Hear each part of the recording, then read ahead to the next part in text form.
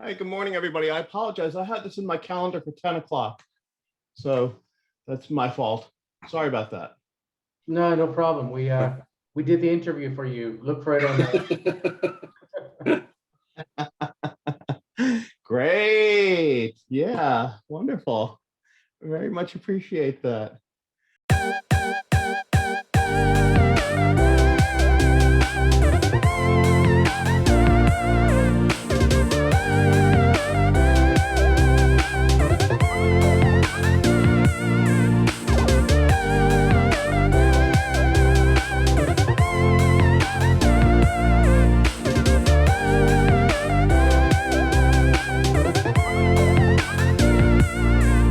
So our guest for today is Russell Funk from University of Minnesota. Russell earned his PhD at University of Michigan in 2014.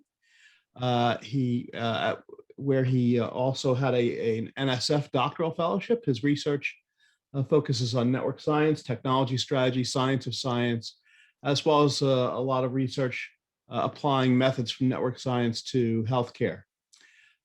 He earned honorable mention for the James Thompson Award at the American Sociological Association, won the Best Student Paper Award from the Technology Innovation Management Division of AOM. He does some editing in a journal of the American Sociological Association called Economic Sociology. Not a journal, I'm sorry, a newsletter. And of course, is publishing very vigorously with publications across a wide range of journals, including ASQ, AMJ, Research Policy, AMR, Management Science, MIS Quarterly, as well as over 10 articles in medical journals. And is starting to get a lot of traction on Google Scholar. So please join me in welcoming our rising star guest for today, Russell Funk. Thanks, everyone. So Russell, I don't know if you're a viewer of my videos on YouTube, but if you are, then you know I like to start these interviews by asking about how you got into this field of this profession of being a strategy professor in the first place. As I've never heard a 10-year-old say, I want to be a strategy professor when I grow up. So, so tell us a little bit about your journey that led you into this field. Mm-hmm. Yeah, of course. Well, first of all, just thanks again for having me. And I was mentioning before you got here that I think this interview format is really cool, and so I'm excited about this.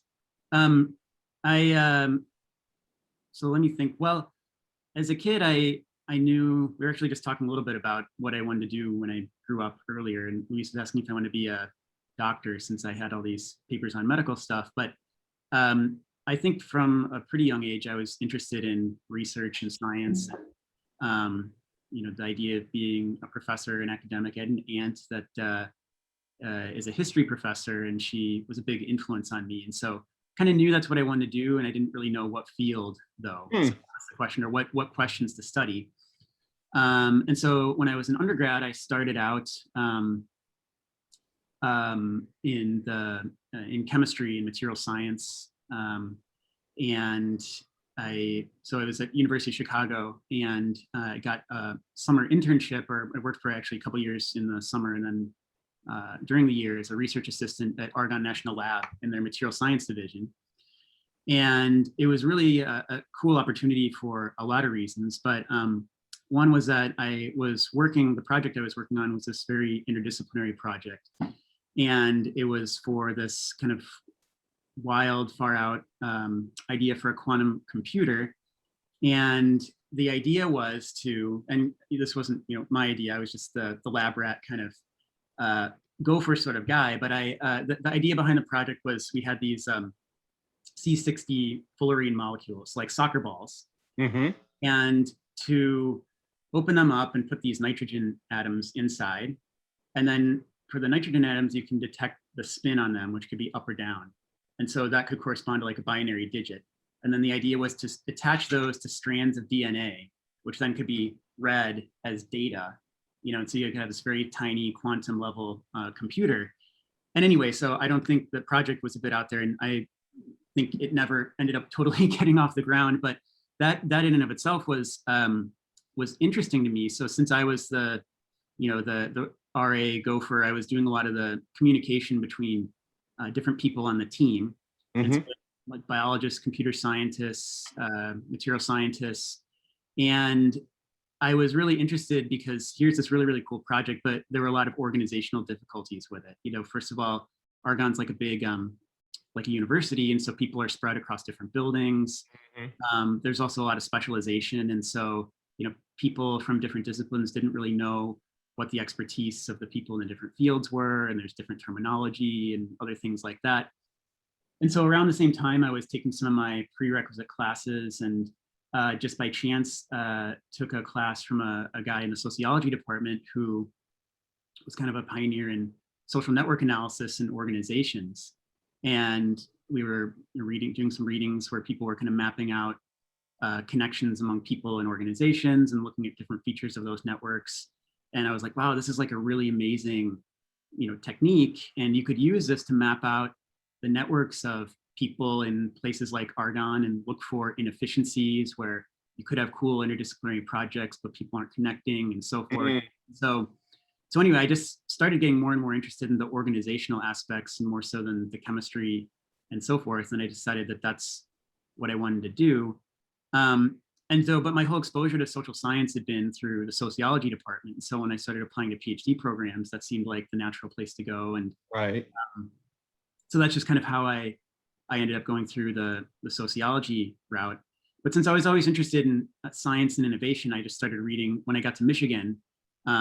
Michigan has a very interdisciplinary orientation. And so people in the sociology department work a lot with people in the business school and education and so forth. And so I really started to connect with people at Ross who were doing all this awesome work on innovation, and started talking with Gautam Ahuja and when I realized, well, there's actually so many more people that are thinking about innovation and organizations and efficiency and so forth, that I just started to gravitate more and more towards organizational theory and strategy and strategic management. And so then when it came to time to go on the job market, I just realized, well, if strategy department is really, the research that's done there is fitting much more with kind of my identity and my orientation and the people that I'd like to talk with and so forth. And so that's how I ended up making the jump from sociology to strategy. Yeah, that's an interesting story. The two jumps. I was going to ask where, how do you get to sociology from chemistry? Especially from quantum computing part of chemistry. So very, very interesting story. So so your PhD actually was not in the business school at Michigan. And you mentioned there's pretty close collaboration between the sociology group and the folks over in the management group at Ross.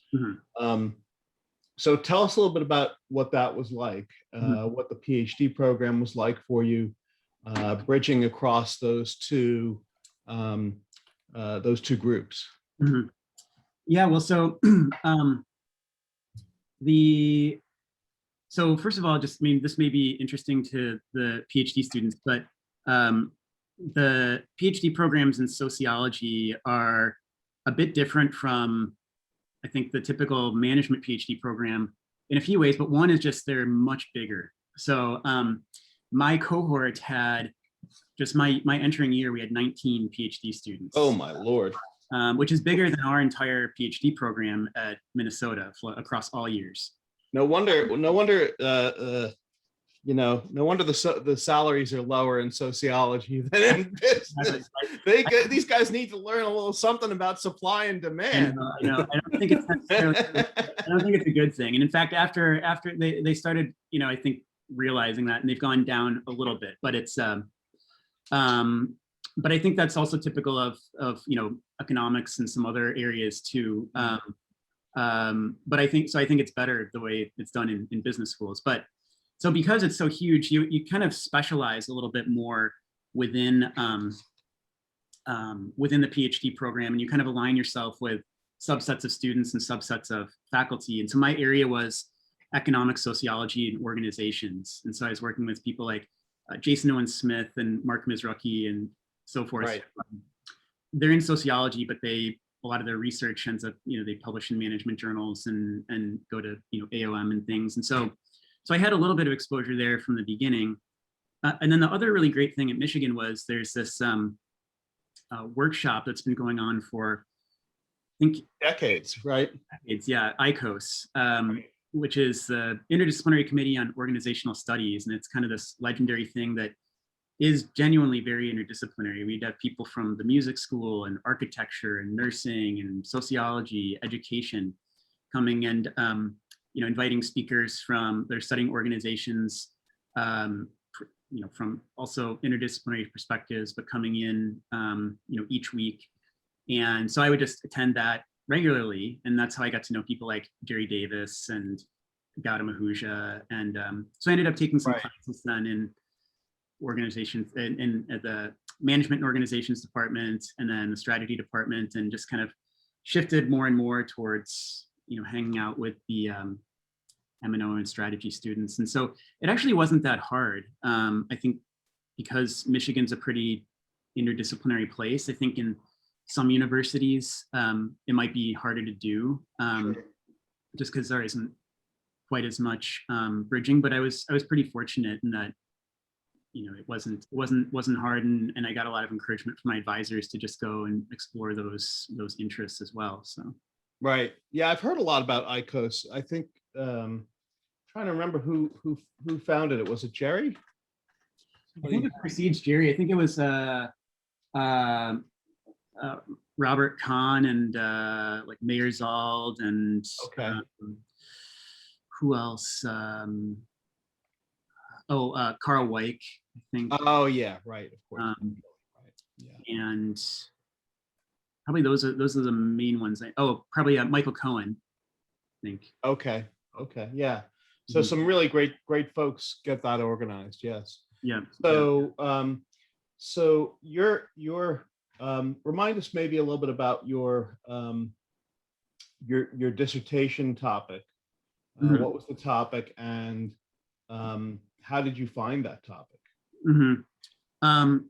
Great. Yeah. So my dissertation was kind of the 3-essay format, and the unifying topic among them was intra-organizational networks. So looking at connections among people in organizations, so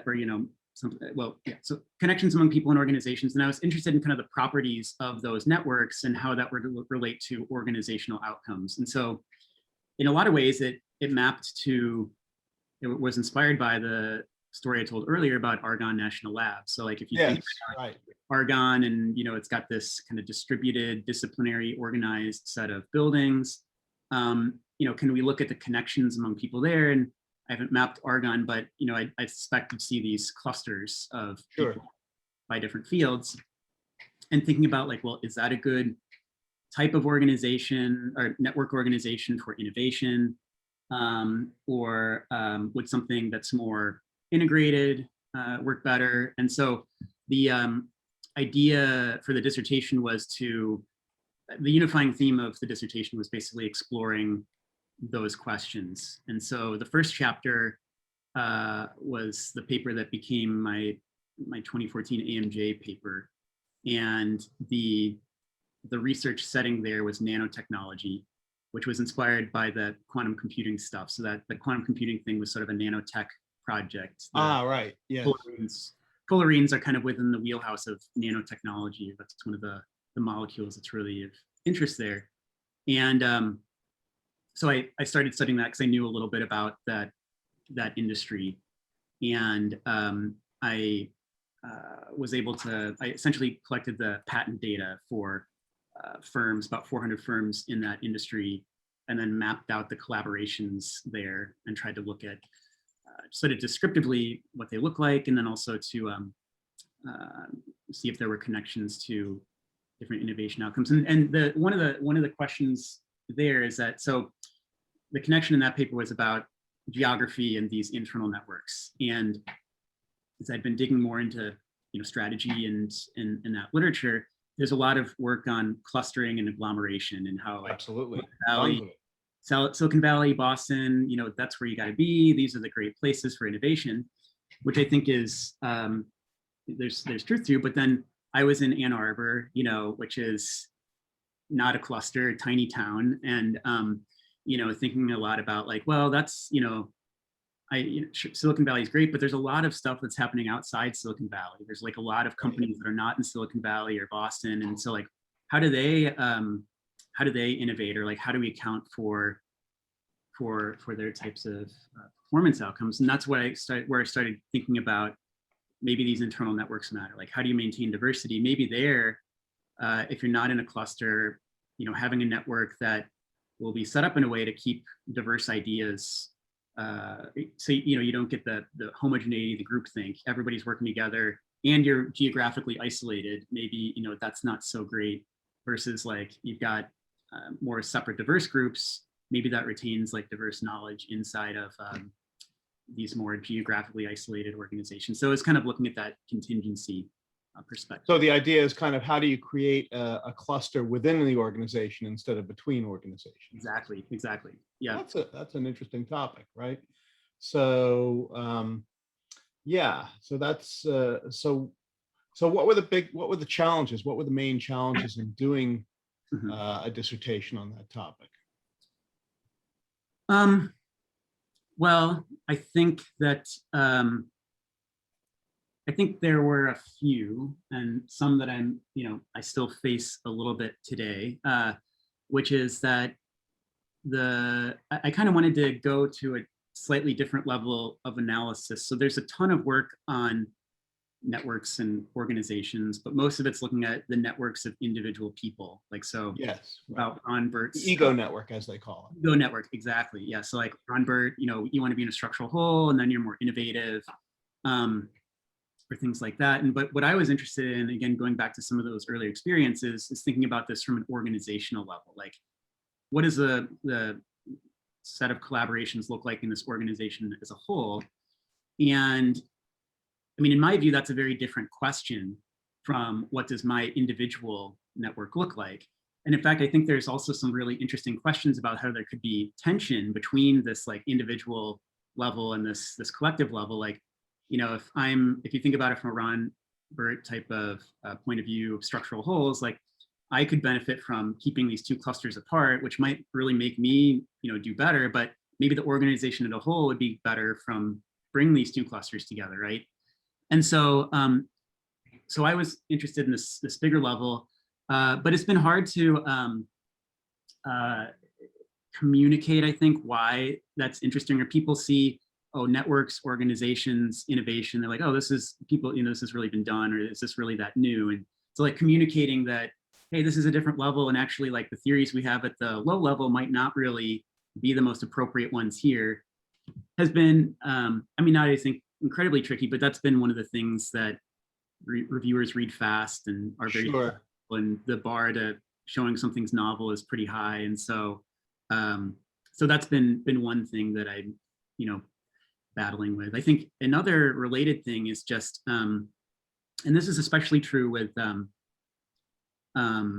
so as you noticed, I've got some papers in healthcare journals. Yes. That might seem like way off the beaten path, like what does this have to do with anything? But actually the whole idea there is to take this intra-organizational network perspective. And so it's not looking at innovation, but it's the same thing, but just applied to healthcare. And so we're looking at networks not among inventors, but among physicians, and trying to see like, well, do these health systems deliver better care when they have more integrated networks or things like that? Mm-hmm. And so, but for there, the network point of view is not nearly as well known in the health services or health economics, or especially in the clinical journals. And at the same time, though, so it's not as well known. So you have to be really careful with how you communicate things, because if you don't make it really, really clear, you'll lose people right away. But if you can make it clear, then I've had really good experiences where there being positive reactions, like physicians who will read it and be like, yeah, I looked at this picture and you had like bad network, good network, and you could Yeah. see, and it was like, that makes sense, and we do it this way, and we should do it that way, and and so so just and I think every area of research you face this, but just really figuring out how you can best translate your findings that might be kind of academic to people that are outside of your area, even if they're academics, or people that are more practitioners. That's been a challenge that I'm always trying to do better on as well. So I confess to having a little bit of deja vu, because some of the themes of this conversation, I feel like are themes that I had similar conversations with Joe LaBianca 15 years ago. Oh, yep. Because Joe was a colleague of mine at Emory, and I remember he started the Intra-Organizational Network Conference, the ION conference. I don't know if that's still going at all, but I remember he ran it for a couple of years. Mm-hmm. And his struggles to clarify, what's the right theory at this other level of analysis, at this this different level of analysis, and what's the what all these guys are missing by just focusing on the ego networks and all that. So I was wondering if his work was an inspiration for you in any way. Mm-hmm. Yeah, absolutely. So I mean, I was fortunate to have a chance to present at that ION conference a couple years ago. I don't know if it's still going. I hope it is. But the whole Joe and the whole group of people at Kentucky at the Lynx Center, the Lexington Inter. I shouldn't try to get the name. I'll look it up later and put it on a subtitle here. So there is definitely a group of people that are doing intra-organizational networks research within the networks area, and so like Joe and Martin Kilduff, right, and, a number of other people, and so yes, I definitely built off of their work a lot, and but it's it's when your reviewers are people other than they are, that you've really got to do some more of that translation work. And I'm sure it's just like any area where as I said, reviewers are always skeptical of what's new and that. So right. So I'm reminded. So let me move on to maybe the next phase, which I guess would have been finishing your dissertation and going and finding a job. Mm-hmm. And I'm reminded of this because just recently, of course, I gave the talk at Minnesota. I had opportunity to speak with the PhD students there for a Q&A session. Very impressive group of PhD students you've got there. Particularly impressed, with Haram Saw. Her work, I think, is really good. She's, I think, a future star like yourself, and impressed that she managed to get a job in a year that was just so difficult on the market, with so many hiring freezes everywhere, and she got one of the very few jobs that were out there. So and she led off the questioning, clearly a leader among her peers. She led off the questioning with a whole bunch of questions about the job market. Mm-hmm. And so later on today, I'm planning on posting a video of that conversation, which kind of contains my best tips on the job market. But I'm just wondering, and one of the things that came up there was communicating across disciplinary boundaries in your job talk and in your your interviews with people on the job market, because different departments are structured differently, right? You may come from a department that's like our department, which is all strategy, and going into a department which may include organizational behavior and HR and all that, and you have to be able to talk across those boundaries. So I was wondering if there were particular challenges for you in that, since you were coming from an economic sociology group, yeah. So tell us a little bit about what the job market experience was like for you, and whether those interdisciplinary boundaries were a challenge for you. Mm-hmm, mm-hmm. Yeah, so it is. Let me just try to think. So I I think maybe yes and no. I mean, yes, in the sense that different communities value different things in your research, right? So, like for example, in organization theory and sociology, there's a lot of emphasis put on theoretical novelty, and are your hypotheses interesting and creative, and are you doing something really different? In more of an economically oriented scholar might be very concerned with identification and things like that, and OB people might be very concerned with the micro mechanisms and so it can be hard to do everything and please everyone in a single paper. And so when you're going out on the job market and you're presenting in front of strategy and management groups, which could encompass all of those plus more, maybe you've got some political scientists or other people in there. It can get hard to do that. And so you've got to, but at the same time, you obviously, all those are valid and important concerns, and you want to make sure that you're taking them seriously and addressing them. And so I think in some cases that's a bit of a challenge. At the same time, I said no as well, because I came from a sociology department. I got a job and offers in a management department. Looking back, my job market paper was also pretty weird in that I was doing this inter-organizational network thing, but I was using data from an online community.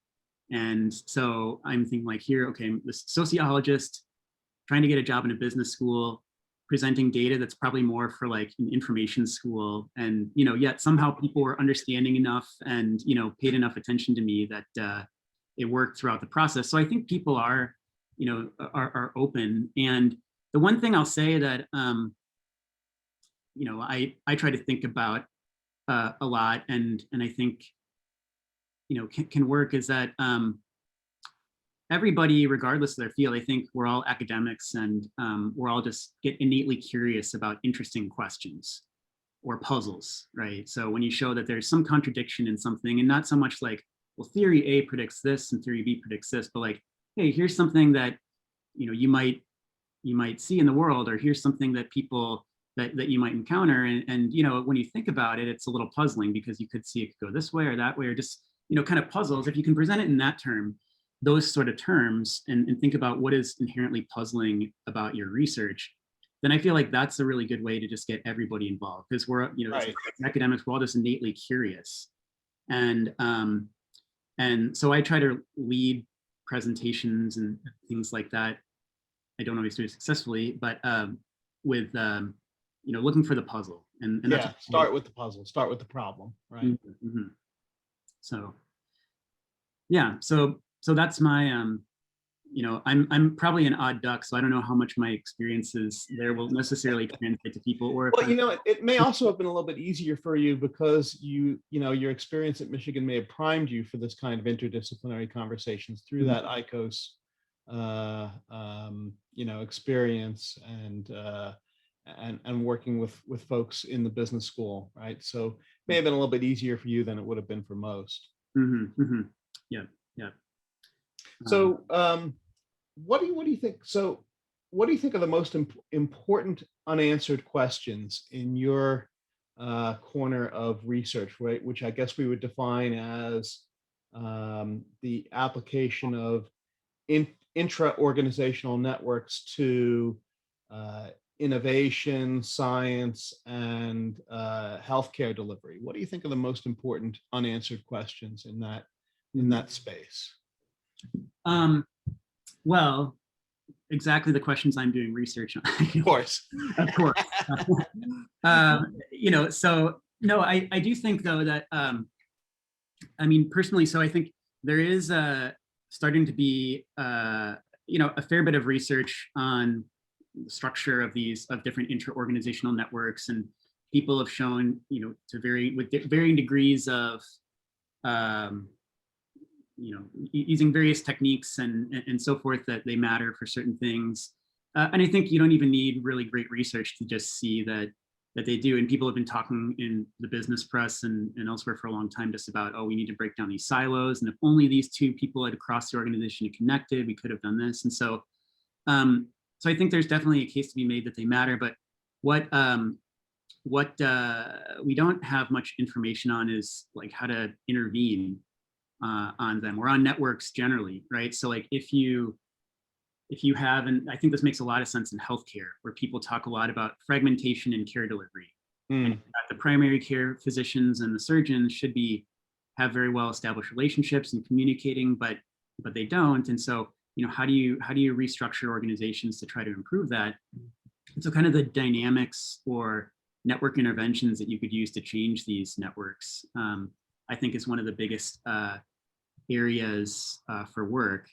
And just based on some of the little research I've done, I think it's probably trickier than it might seem. Just as with, I guess, most types of interventions, just because there's probably a lot of opportunity for unintended consequences. I mean, our relationships and the way we build them are based on not just like a single factor, but a whole host of factors. And it's hard to intervene on, using very complex interventions that would, target many different factors. And we probably don't even have enough knowledge about all the different factors that shape how people build connections and what they're a function of. And so, but I think that's in the end of the day, what's probably going to really matter for bringing some of these insights to the real world is figuring out what kinds of interventions can, people use. Like, is it shared spaces, or is it, mentorship programs, or is it, mini conference? I mean, just, you could think of any dozens or any number of interventions that you could use, but what works best and what are the kinds of networks that result, and are the relationships transitory or so forth? Or so, just like, let me make a concrete example. So, and I haven't studied this yet directly, I'd like to, but a lot of universities now are doing these, and funders are doing these grants where they're trying to encourage interdisciplinarity. And so, and I actually got one of these from Minnesota, but the trick is that you can get a grant, but you've got to have investigators from 3 different schools, so like medicine and business and, I don't know, engineering or something like that. And the idea is to build new connections, but my hunch, and just by looking at these, is that in a lot of cases on paper, they might look like really new connections, but it turns out it's actually, an economist in the business school and an economist in the med school and an economist in the engineering school that all end up working together or something like that. And so, you kind of end up, while you're trying to promote something new, you might end up just facilitating or deepening connections that are kind of more or less already there, and then, so what do? Do you try to incentivize people to work across disciplines? Well, then you just get 3 people in the strategy department, one that's a sociologist by training, one that's a management person by training, and one that's I don't know, economist or something like that. And so, and then there's questions about, well, who would respond to these? Is it,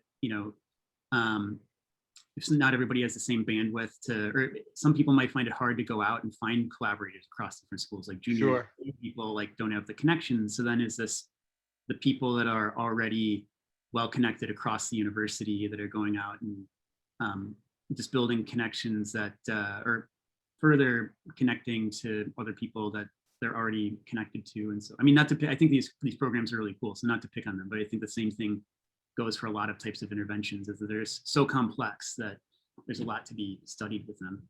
Right, and it's not like there's no cost to the people involved of forming new connections, right? There's time and effort involved every time you're going to have to, make a new connection. Yeah. So one interesting thing in what you're saying about network interventions, everything you've mentioned is about forming connections, right? Nothing about breaking connections. I know, for example, when doctors treat epilepsy, sometimes what they do is they cut the brain, they cut certain connections between different parts of the brain to reduce those effects. So, are there networks that are too connected that need to be less connected for some purposes? I don't know. And if so, what would an intervention like that even look like? I don't even know. Yeah, no, I mean, that is a really good question. And I think it's definitely true. And I mean, one example would just be the idea of you've got this, super interconnected group that like the geographically isolated people, that are researchers out in the middle of, nowhere, that all they do is talk to each other, and they're, this densely interconnected thing. And maybe you want to kind of reduce their connectivity. And so then they're thinking in more diverse ways. And, you've got some more diversity in your organization.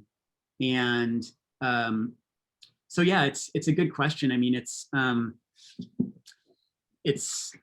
good question, and it's interesting to think about what are the right ways to do that. I mean, people don't like to be told what to do. So if you come and have some intervention that just says, okay, you are not going to work with this person anymore, or that person, you wonder how people are going to end up responding to some of those. And so it's more like, do you use a carrot or a stick? Do you incentivize people to work with other people and then hope that they'll break off these connections that might not be as productive? Or do you say, okay, you're not going to work with these people, you're not going to work with those people? I mean, it's also interesting to think about. We know that geographic or physical proximity is a huge determinant of whether you connect with people. And there's this old 30-meter rule that, if you look at the probability of a conversation based on office distance or something, it's just like 30, and it right. So one thing companies do a lot is just change up shared spaces. And, that could certainly be one way of breaking ties. It is interesting though, and this reminds me a little bit of the unintended consequences. There was a study that I was reading, I don't know, a couple months ago, and it was looking at an experiment where they implemented at a company where they implemented open office spaces, which are really popular these days, as opposed to just everyone having their separate offices. And they found that after they had the open offices, that people communication actually went down, like the face-to-face communication went down, and people, instead of just dropping by the office, knocking on the door, would just send people, their colleagues, email or text messages or things like that. And I think that the idea was people just felt too on, that when you can see what everybody's doing and talk with anybody at any moment, that it was just overwhelming. And so instead of going around and having these hallway conversations, people just started talking less. And so it's why the unintended consequences are really, really important to think about. So yeah. Well, and I mean, there's a reason why we have cubicles. I mean, there's a reason why those things exist. I guess it provides an intermediate kind of balanced form between connectedness and privacy. I mean, if there's a wall there, but it's not a full wall, right? Yeah. So and I wonder for network interventions, I forgot the question I was going to ask. I'm sure it'll come back to me. But tell us a little bit about how you've gotten from the original dissertation work that you were doing to the current work that you were doing. How's it different, and what milestones you hit along the way, or what turning points? That's the word I was looking for. What turning points you maybe hit along the way that have maybe shifted your attention? Well, I think a lot of the core questions are the big motivating questions have remained, somewhat stable. I'm still very interested in interorganizational networks, and then I did have this one chapter of the dissertation that was looking a little bit at the dynamics of these networks. I didn't look at anything like in intervention, but I'm still, looking at those a lot. And a lot of it has been driven I think not quite as much by like a master plan, but by opportunities, and especially by work with collaborators. So I work, almost all my work is with collaborators, and oftentimes across different disciplinary boundaries. And I really use that as an opportunity to learn new things and try new things. And so an example of one way that I have evolved, and with help of collaborators, is through this work on network intervention. So I was always interested in, like, okay, how might you start to change this? And but just by kind of virtue of my training, and people were at Michigan, or just my interests, my dissertation didn't have any experimental work, and Okay. I had exposure to. But since coming to Minnesota, so this is where space matters. So we in strategy share a hallway with the information systems department.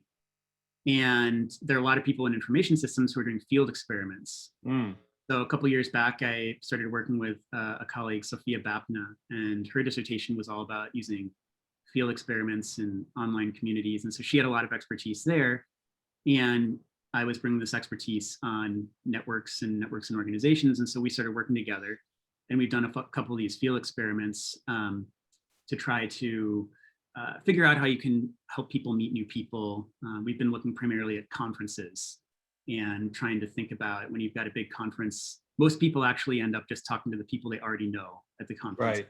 Even though if you survey them, they say they want to network and meet new people, they immediately go and talk to, the person they've known for 20 years, Right.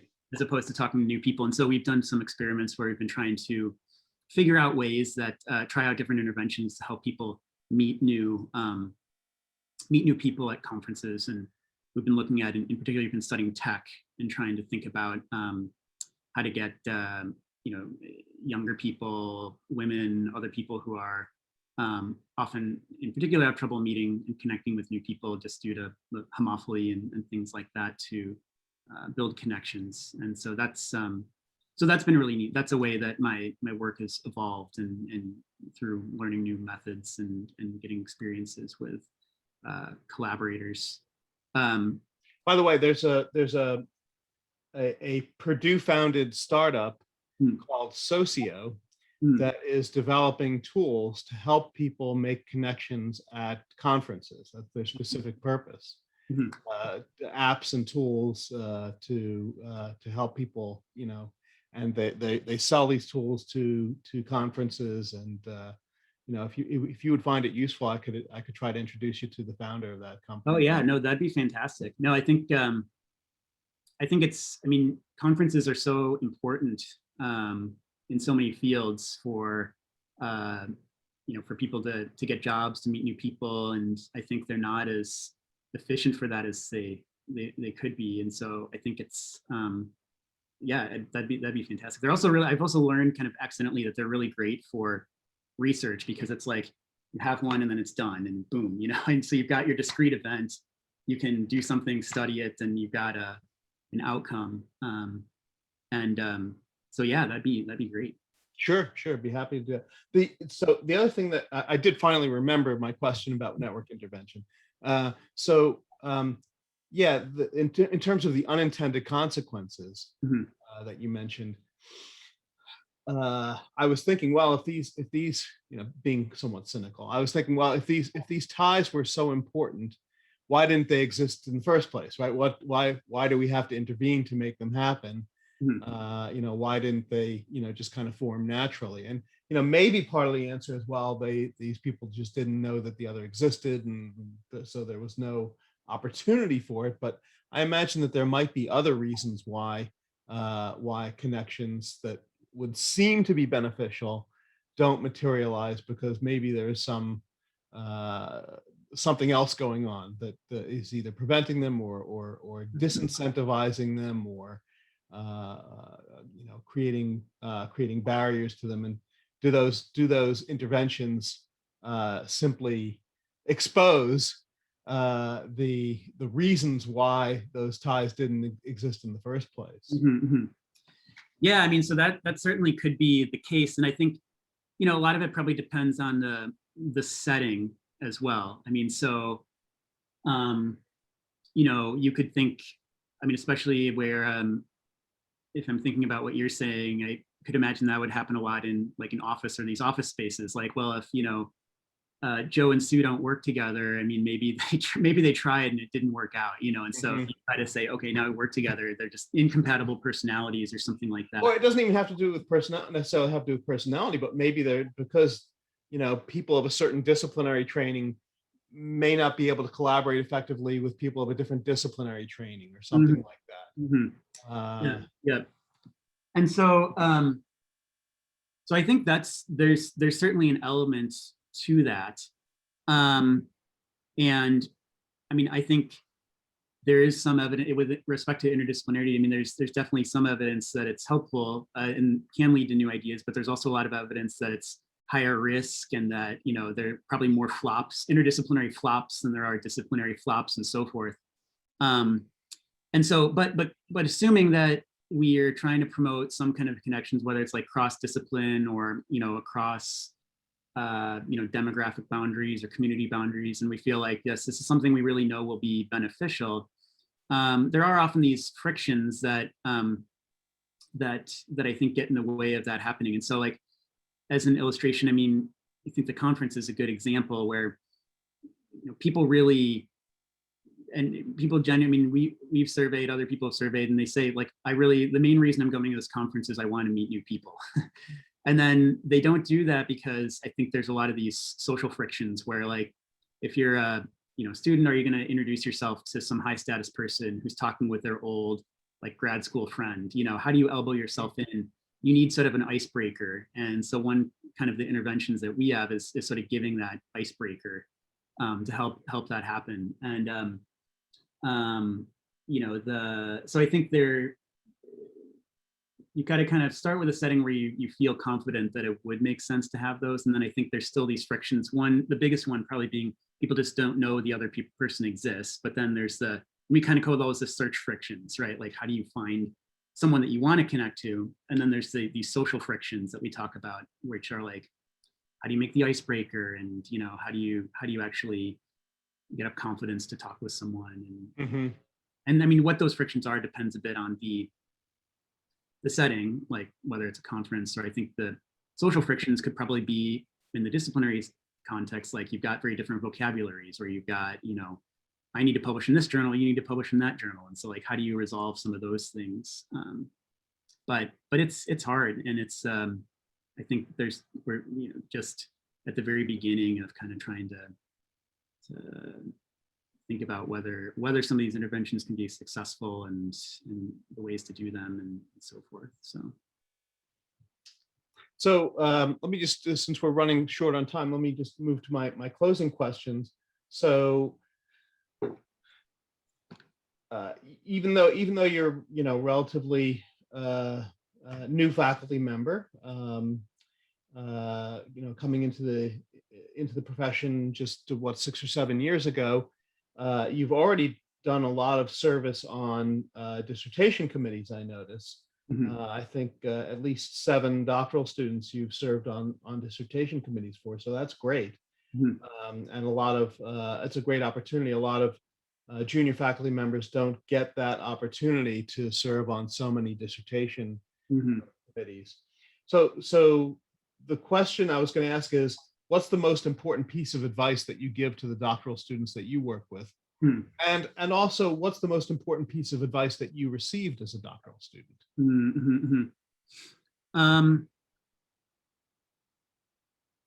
Let me see. Well, I think probably the most important piece of advice that I give and the most important piece of advice I received are probably the same thing. And I think that is, and, you know, this should be probably taken with, you know, a little bit of caution, but I think it's really important to, so I sometimes, you know, when I'm talking with doctoral students and they're asking about, like, how should they pick a topic or what should they do? You know, they worry a lot about, well, are people going to find this interesting, or should I do this? There's a lot of work on this lately, so maybe I should do that. And I think it's very important to pursue things that you find are intrinsically interesting. And that's for a few reasons. One is that as opposed to doing things that other people tell you to do, or that you think will be popular next week, or things like that. And there's a few reasons for that. One is that you're going to be working on your topic for a long time, and if you finish the first draft of your paper, you're 10% of the way there probably, or even less. And so it better be something that you really, really like and you find interesting, because you're going to be with it for so long. And you need to kind of keep up the motivation to keep working on that. I think for the same reason, you're going to be most creative if you're picking something that you think is, intrinsically interesting and important, as opposed to if you're working on something just because, that's what you think other people will like. And then the other thing I see is like, I tell that's really related is that you really got to like trust your own instincts.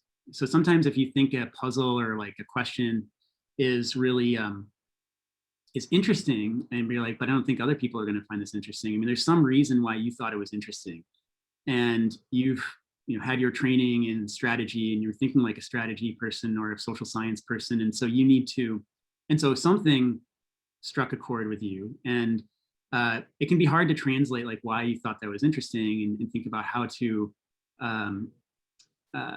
which I think makes it hard to think about why other people might think it's interesting. But usually if you can work that out, since it struck you as interesting, then you can convey to other people why it's interesting. And maybe that's that inherent puzzle and so forth.